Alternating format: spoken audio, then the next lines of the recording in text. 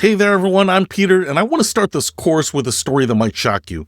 Last year, I watched a bright, talented new graduate get fired from her dream job at a Fortune 500 company, not for poor performance, not for missing deadlines. She got fired because of a hotel minibar. You see, Sarah, we'll call her Sarah, was on her first business trip. She was excited, maybe a little nervous, and when she got to her hotel room late at night, she grabbed a bottle of water and some snacks from the minibar.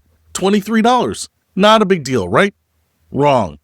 The next month, she did it again, and by her third trip, Sarah had racked up over $200 in minibar charges. When her manager saw the expense report, he didn't just reject it, he called HR, and within a week, Sarah was cleaning out her desk.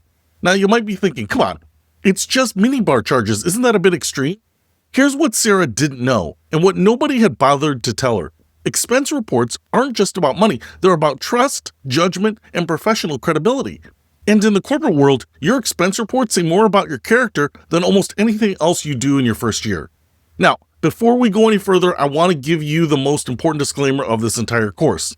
Everything we're going to discuss represents general principles and common patterns across many companies, but, and this is crucial, your specific company may have different policies, different standards, and different cultural norms. With that being said, let's get back to our topic at hand. So, what gets someone fired at a conservative financial services firm might be perfectly acceptable at a tech startup.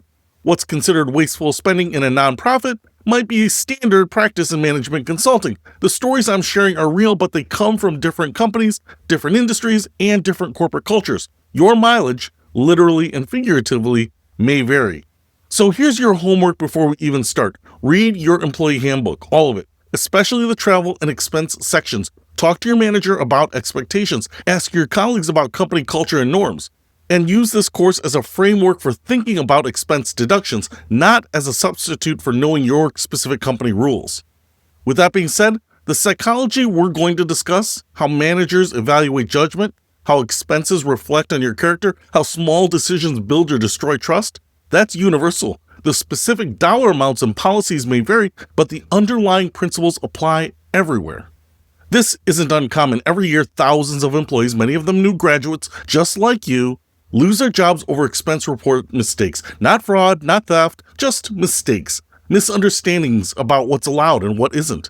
And the tragic part, almost all of these career disasters are completely preventable. That's why I created this course, because somewhere between your college orientation and your first day at work, there's a massive gap. Nobody teaches you the unwritten rules of business travel. Nobody explains why a $15 minibar charge can torpedo your reputation, or how booking the wrong type of hotel room can make your boss question your judgment. Your employee handbook probably has a section on expense reports, maybe 3 pages of dry policy language, but what it doesn't tell you is that your finance team reviews expense reports like detectives looking for clues about who you really are. It doesn't explain that your manager might judge you more harshly for padding a dinner receipt than for missing a project deadline. Over our time together here, we're going to cover everything your corporate training missed. You'll learn how to navigate travel booking like a pro, avoid the common traps that catch new employees, and build a reputation as someone who gets it, someone who understands how business really works.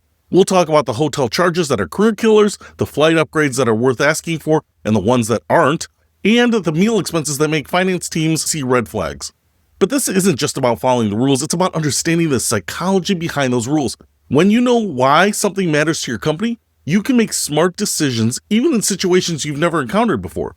For example, did you know that many companies care more about the optics of your expenses than the actual dollar amounts? A $50 dinner with a client might sail through approval, while a $12 breakfast on your way home from a business trip could get you called into your manager's office. Throughout this course, you'll hear real stories, some who have learned these lessons the hard way, and others who got it right from the start. You'll see actual expense reports that got people fired, and others that helped build careers. We'll also give you the tools that you can use immediately, templates for documenting business purposes, apps for tracking receipts, and scripts for those awkward conversations when you need to ask if something is reimbursable. Look, I know this might seem like a lot of anxiety over expense reports, but here's the reality. Your first few business trips are some of the most important moments in your entire career. They're often your first chance to show that you have good judgment, that you understand professional norms, and that you can be trusted to represent your company. Get it right, and you'll build a reputation as someone who's professional, trustworthy, and ready for bigger opportunities. Get it wrong, and, well, just ask Sarah. So let's make sure you get it right. In Module 1, We're going to dive deep into why expense reports matter so much, and I'm going to show you some real examples that will change how you think about every receipt, every booking decision, and every expense you'll ever submit. Because at the end of the day, this isn't really about minibars or meal limits or hotel policies. It's about your career, and your career is worth $23 a bottled water. But remember, check your company's specific policies first, then use these principles to navigate them successfully. So you're ready to get started? Let's go.